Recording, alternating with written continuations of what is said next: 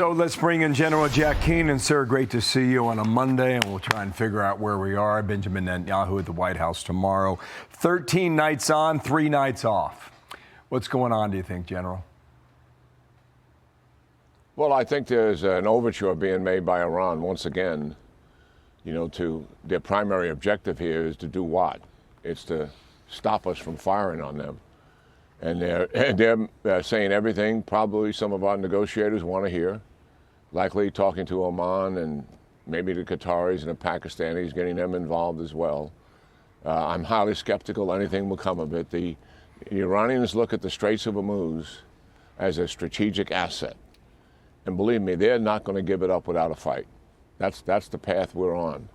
And why? Because it gives them influence and control in the Middle East in a way that they never expected to have.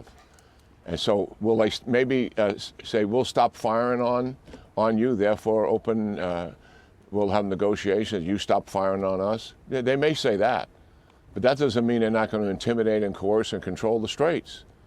That's where we are with these guys, and we'll see what comes of it.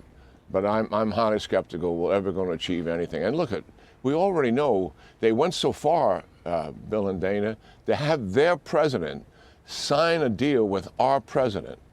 And days later, they completely violated the deal and did not comply with the major tenet of the MOU, which was you release your naval blockade and we will open the Straits and stop our interference with it.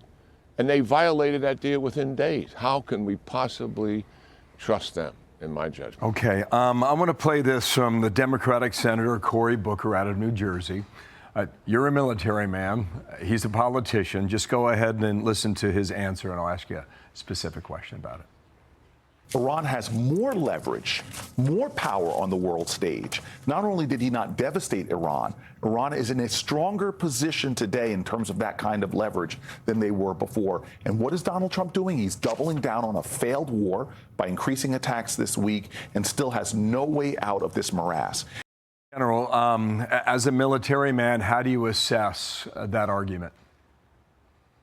Well, that's a gross exaggeration of what the facts are. I mean, clearly, Iran's military capacity has been reduced dramatically. And we're on a pathway, I think, to returning to major combat operations. And certainly, if we're able to get back to that, it'll be quite devastating on Iran. Not only will they lose what remaining military capability have, but they're going to lose every economic viability that they have, to include their oil business and other businesses that provide an income for them. Our plan is quite massive. It exceeds everything that we did in Epic Fury and then some. And obviously the Israelis will participate. And let me make that Axios report that you cited in the introduction, that's a false report. That is not what took place at all. First of all, they're talking about munition shortages in that article. And we're saying, the military is saying we can manage the munitions challenges that we face, and we can mitigate any challenges we have by taking Iran's offensive capability away from them to retaliate if we return to major combat operations. And that specific context, referring to the Straits of Hormuz, there was something said in that if we were going to go to major combat operations, we would stop the action dealing with the Straits of Hormuz and go to major combat operations, which goes way beyond the Straits of Hormuz, and in doing so, would also assist any long-range fires that the Iranians had. So the guy who wrote that, he knew what he was doing. He was taking a little piece of information and making it into a falsehood. And that report has no validity whatsoever. Wow, okay. General, thank you so much for coming on. I wish we had more time. There's plenty to get to, and hopefully we'll do it another day this week. Jack Keane, thank you.